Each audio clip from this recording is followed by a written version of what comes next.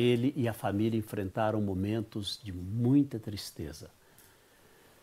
Quando Deus é o centro, o fardo fica mais leve. Meses de gestação com as melhores expectativas. Todos aguardavam a chegada do mais novo membro da família. Heitor nasceu prematuro e permaneceu por 1 mês no hospital. Foi para casa e após 4 meses a situação do bebê se agravou e ele acabou falecendo. Como passar por isso e permanecer firme na fé? Foi difícil, mas eles conseguiram.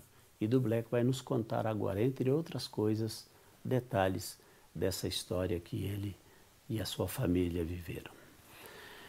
Do Black, boa noite, bem-vindo ao programa. Boa noite, pastor. Bom te receber aqui. Muito obrigado pelo convite. Que história triste, hein, que vocês viveram. Antes de chegar nesse ponto, eu queria que você contasse um pouco da sua história de família. Onde você nasceu, como é que é a família que você foi criado nela? Bom, eu sou o Eduardo Gregório, conhecido como Do Black. Eu nasci em São Paulo, capital. Morei lá 19 anos da minha vida. E a minha família foi uma família normal, por exemplo. Meu pai, minha mãe, tenho um irmão mais velho. Minha mãe sempre foi evangélica, cristã. Meu pai era católico. Então eu vivia assim.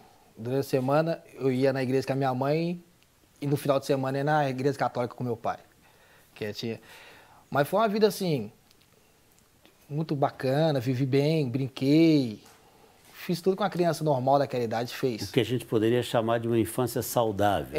Uma infância saudável.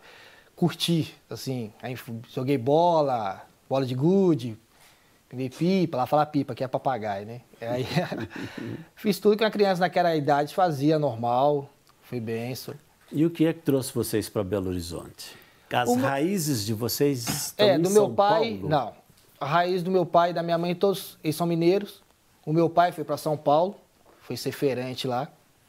E já tinha conhecido minha mãe aqui, e a minha mãe passou um tempo, minha mãe foi para lá. E meu pai conseguiu, com muito suor, entrar numa empresa grande lá, a Ford, metalúrgica. E aí ficou lá. Aí quando ele se aposentou, depois de 20 anos, ele se aposentou lá e decidiu voltar para Belo Horizonte de novo, que os irmãos deles todos estão aqui, da minha mãe também todos estão aqui. E a gente voltou para Belo Horizonte de novo, para BH. E eu vim com ele, eu e meu irmão viemos com ele. Nessa época você já estava casado ou não? Não, nessa época tinha uns 20 anos, não estava casado não. Agora, me diz uma coisa, antes de falarmos ainda sobre essa situação lá do seu filhinho, a história da música. Você é vocalista da banda Rap Soul Soul Rap. Isso. Esse nome é bem sugestivo, né? Isso. Eu quis fazer uma mistura, que eu sempre gostei de melodia, de músicas cantadas, e eu sempre cantei rap. Eu nunca consegui cantar melodia igual as pessoas da igreja cantam, fazer louvor, não. Assim, minha área sempre foi o rap, a rima. Mas aí eu queria fazer uma coisa, misturar o rap, que significa ritmo e poesia, e eu sempre gostei do soul music, essas coisas todas. Então eu quis misturar o rap com soul, swing nas batidas, quer dizer, rap, soul rap, ritmo e poesia, swing nas batidas. Agora o soul é mais, eu diria assim, um estilo mais provocativo, não é? Ele é mais, vamos dizer assim, mais político, não é? Também. A música em si você pode fazer de diversas formas, para fazer uma crítica, o rap em si, ele é político também, mas ele pode ser feito para você curtir, para você dançar, entendeu? Vai do compositor em si, a ideia que ele tem na hora, entendeu? O que está passando na vida dele. A música pode ser feita de diversas formas. Qualquer tipo de música pode ser feita de uma forma de protesto ou para curtir mesmo. Você vai encerrar o programa cantando uma canção, aliás, não só você, né, que vai ter um acompanhamento de violão, e quem vai te acompanhar ao final é a... Lília Miranda e Etinho Soul.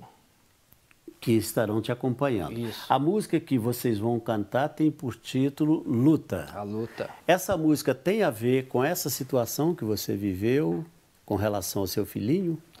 Essa música já foi escrita bem antes da situação do meu filho. Mas foi para a questão das lutas da vida mesmo, sabe? As dificuldades, essas coisas. pior que errar, é permanecer no erro, aquelas coisas, você vai continuar, você já errou, vai continuar cometendo os mesmos erros. Então foi mais assim uma letra que batia diretamente primeiro comigo, né? Pô, você tá errando, vai continuar errando, pô, você não vai conseguir sair. Ou se você caiu, você tem que se levantar. Do chão você não pode ficar mais. Então é uma coisa que primeiro falou comigo essa música, entendeu? Persistir mesmo, não desistir, entendeu? Não olha pra trás, continua e vai, entendeu? Balança, mas não cai, desistir jamais. Então foi comigo mesmo, por isso que estamos firmes até hoje. Agora vamos falar um pouco sobre essa situação que você viveu em relação ao seu filhinho. Isso foi em 2017. Deus nos abençoou com mais um filho.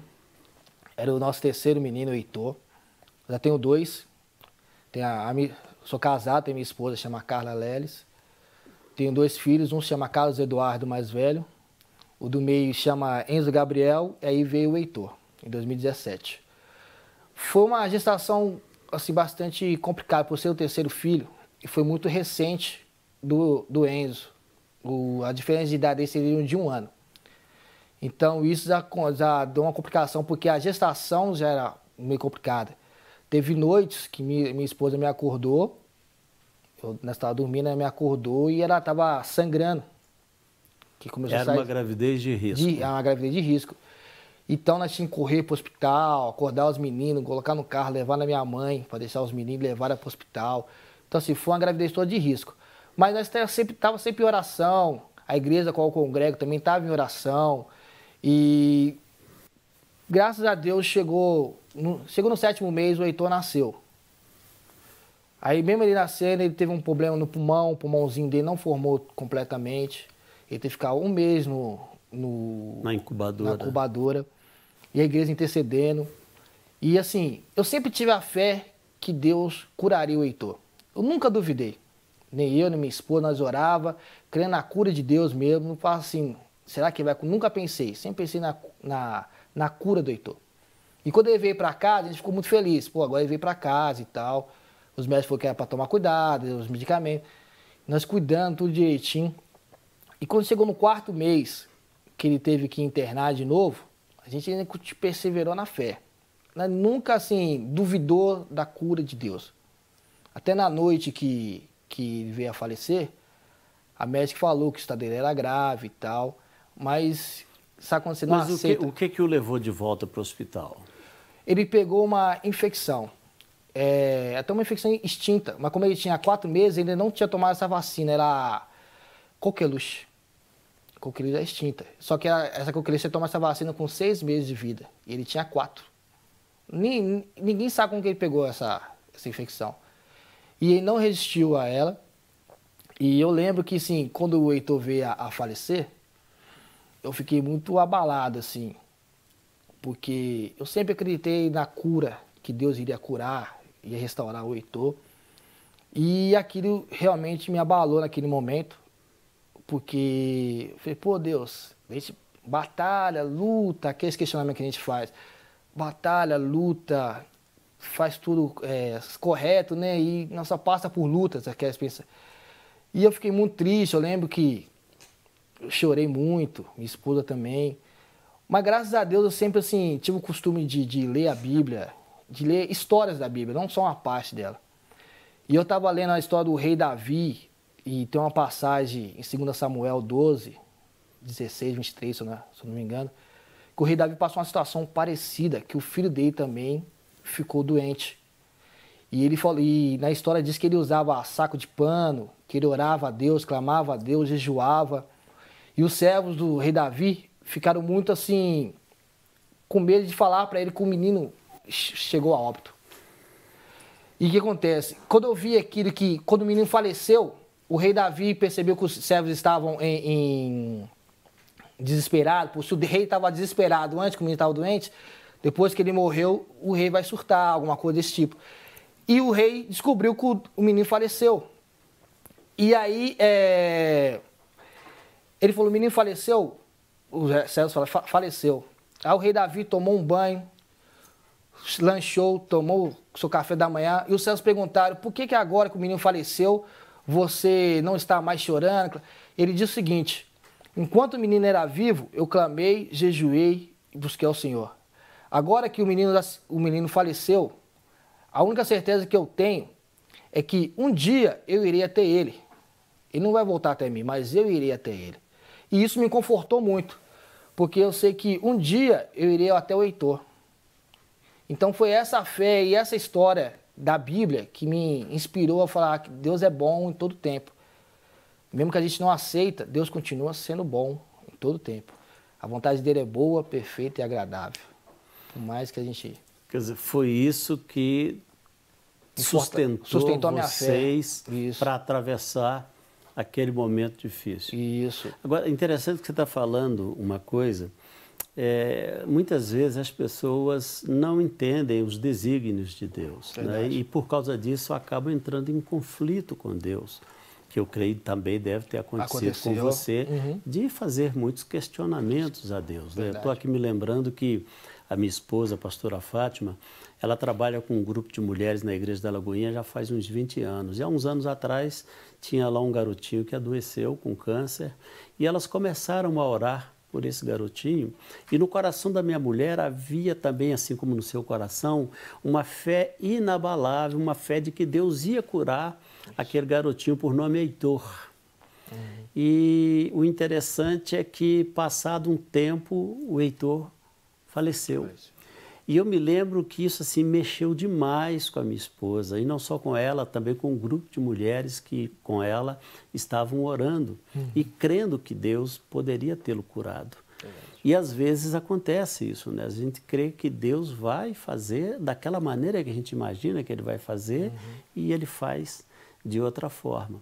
Agora, o bonito em tudo isso, pelo que eu vejo, é essa inspiração que você encontrou nessa experiência do rei Davi, né, quando ele diz, olha, meu filho não pode voltar para mim, mas eu vou ao encontro dele. Que eu creio deve ser também a mesma esperança que alimenta o seu coração. Percebeu. Não é isso? Me tocou na hora, renovou a minha fé, eu contei essa história para minha esposa, nós choramos lá, mas mostrou o amor de Deus, assim. A gente não entende os planos de Deus, os planos de Deus são incompreensíveis. E a gente tem que aceitar a vontade de Deus. Com certeza. Por mais assim, que doa ou não, a vontade de Deus é sempre boa, perfeita e agradável. É verdade. É nisso que eu me firmo. Não quer ficar um segundo por fora da nossa programação? Agora você pode nos acompanhar através das plataformas digitais. Não perca tempo. Acesse, curta e siga-nos. Fique por dentro de tudo o que acontece por aqui. Rede Super, inspirando você.